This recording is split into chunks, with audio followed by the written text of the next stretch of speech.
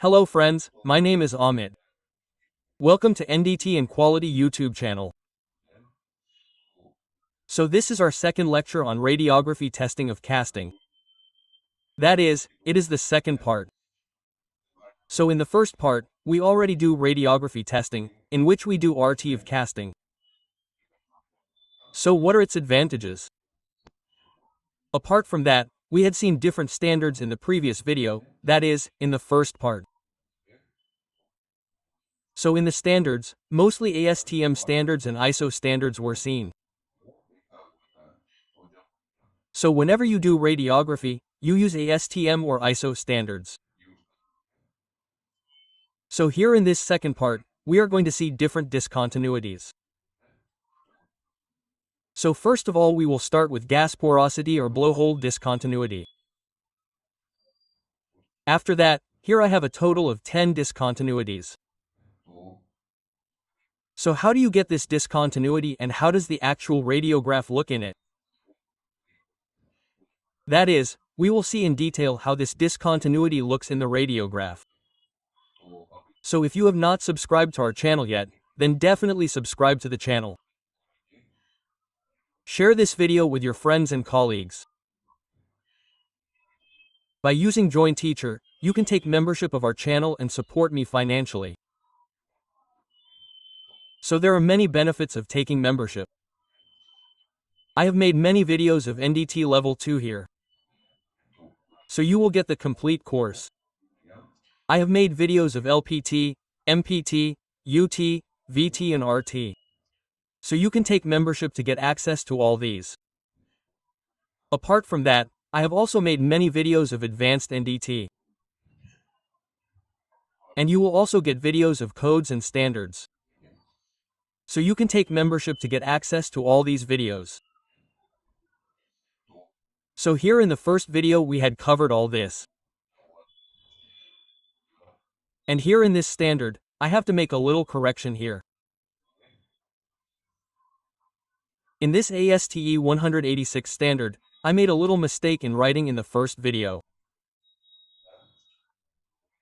This heavy wall radiography is the radiography of heavy wall steel casting in which 2 to 4.5 inches. Okay, this is its range. Here I had mistakenly written 412 in the previous video. So actually 4 1/2 is like this. So for 4.5 inches you have to do radiography of up to 4.5 inches, 2 to 4.5 inches. So for that you have to use E486 standard of ASTM. Okay, so these are all discontinuities. We will see one after the other. So look here, also there are total 10 discontinuities. So the first one is your porosity, gas hole and blowhole. All three are actually different. But the reason for its occurrence is almost the same and it looks the same.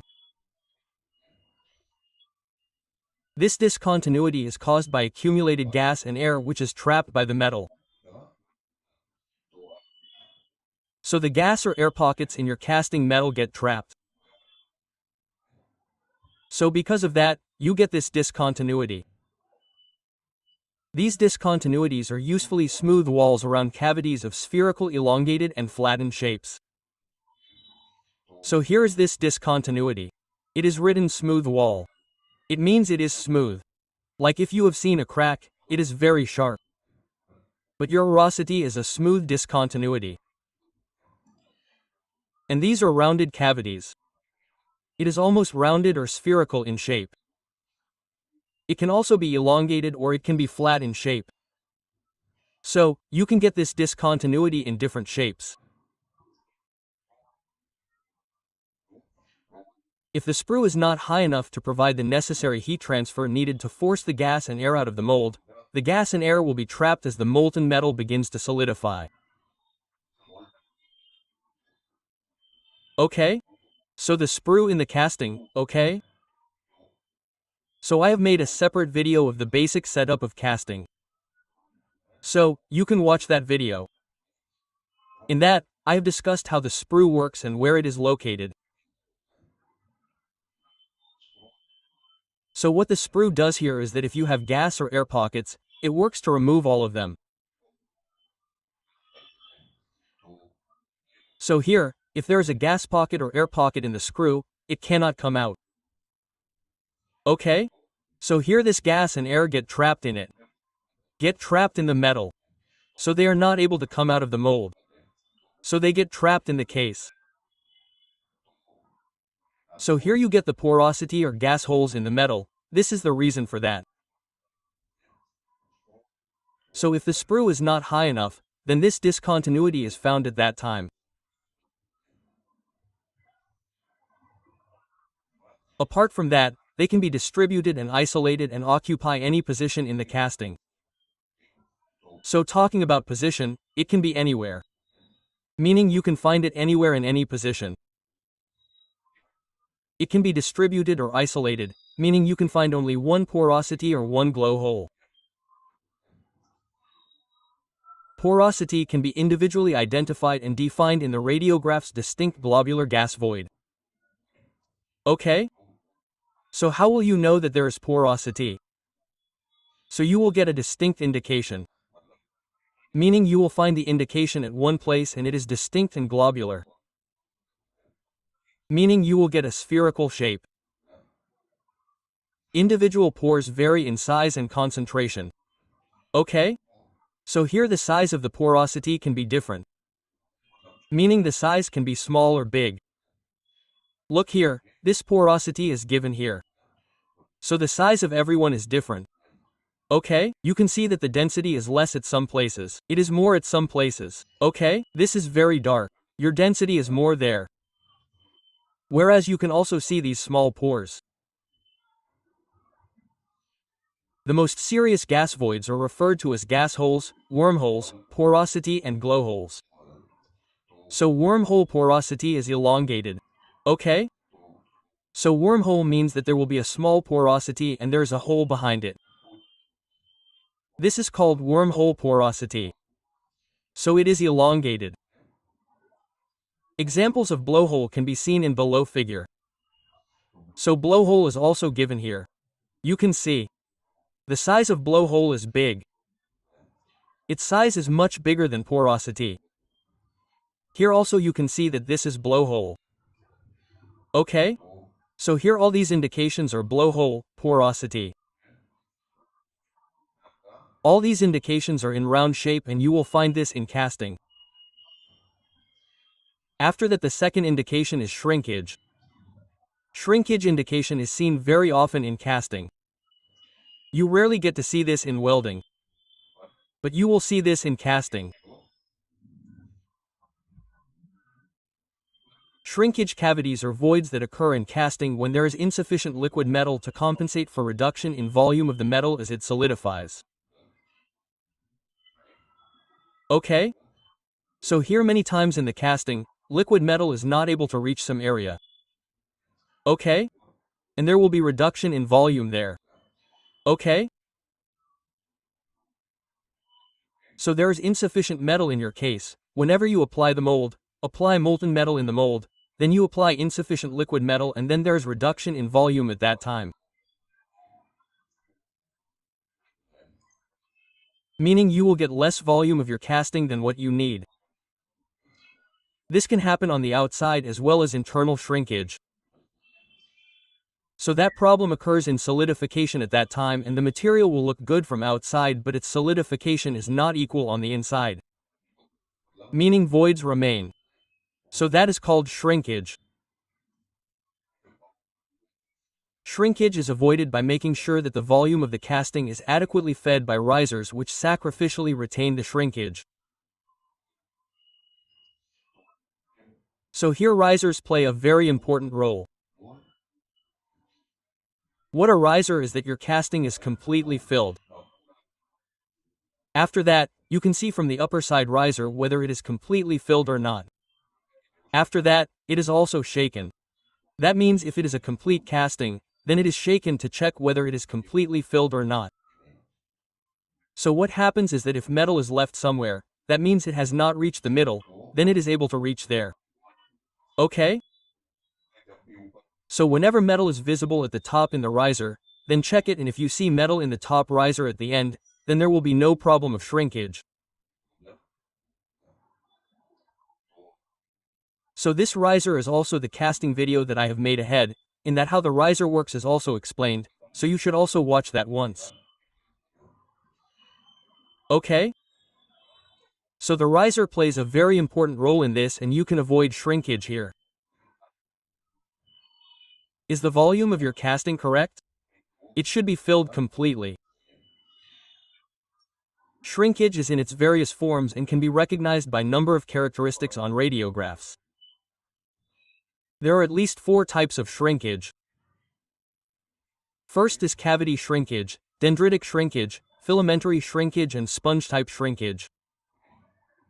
So there are 4 types of shrinkage here. I will not go into this in detail right now, but I will show you some of its radiographs so that you can know. Micro shrinkage and macro shrinkage are also types of shrinkage. So in some literature, only these 2 types of shrinkage are shown to you. Micro and macro types of shrinkage. In general, shrinkage appears as dark region of the on the radiograph.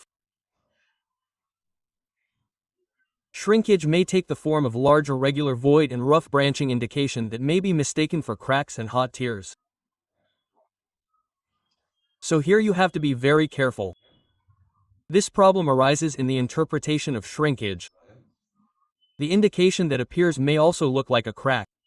You may also feel odd tears. So we will discuss how cracks and odd tears occur later. But here, apart from this, there may be a regular void. Okay? So the void that remains will first be a dark indication and remains in a regular shape. There is a rough or branching indication, meaning there is an indication from which such branches emerge. Okay? So you may also get this type of indication. So the shape of shrinkage is not fixed. It can be found anywhere and you may see it in any shape. You can see this. What is visible here in the middle is your shrinkage. The volume of the material here means the material which is molten metal has not reached here in the middle. So volume shrinkage has happened. You can see here in the middle also. If there is this type of indication, then you may find it as an indication of hot tears or cracks. But this is actually shrinkage. You can also get this type of indication. So these are all types of shrinkage. After that there is the indication hot tears and cracks. So this is a very critical indication. Actually, hot tears and cracks are very similar in appearing with the following differences. So here you can get almost the same indication of hot tears and cracks. But there will be some difference in it. Like with hot tears, the separation of male metal boundaries is rough and not smooth. Whereas for crack the separation is smoother and thinner. In addition, crack shows little if any branching. Okay? So the boundaries of your hot tears here are rugged boundaries, meaning that they are not sharp. For example, if this is hot tears, then its boundaries mean this boundary and this one. So both of these are rugged boundaries. They are not smooth boundaries. Whereas if there is a crack, then you will get a sharp indication. Its boundary here is very sharp. So you can differentiate these two in this way. Apart from that, there is no branching in a crack. Whereas there is branching in hot tears. This is also a difference. Hot tears occur when the metal is hot and has yet to solidify to its complete solid state. Okay? So when the metal is hot, then you get to see these hot tears at that time. When different section thickness of the casting solidify, the thinner section solidifies first and introduces tensile force. Okay? So whenever you have two different thicknesses in a casting, there is a thinner section and a thicker section.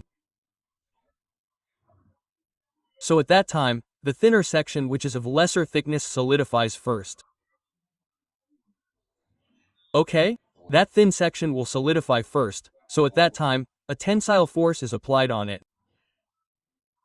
This force is responsible for hot tears where the metal has to solidify. Okay, so because of this, you get this hot tears indication because of the tensile force.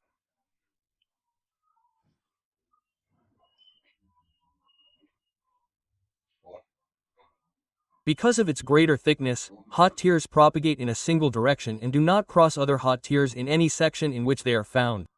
Okay? So here, they propagate in a single direction and will not cross each other.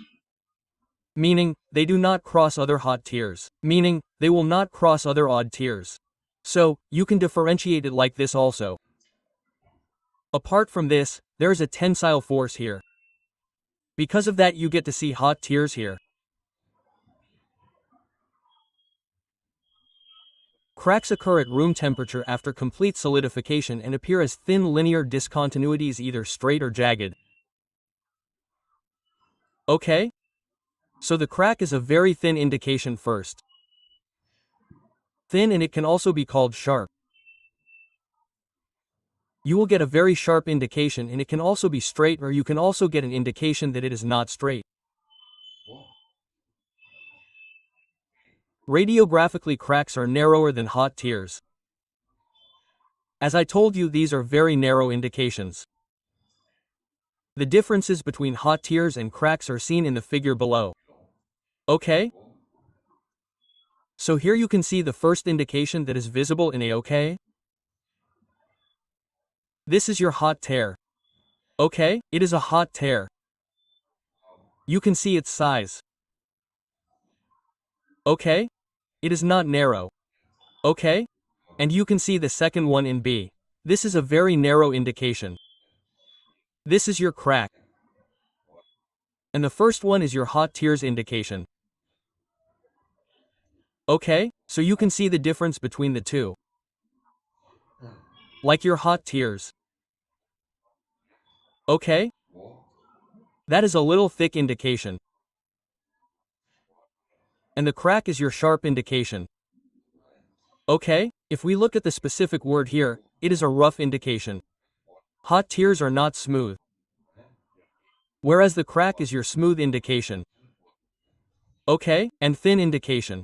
So here you can see that this is smooth and thin indication. Whereas this hot tears is your rough indication. It is not smooth. Okay, so in this way both these indications can be obtained.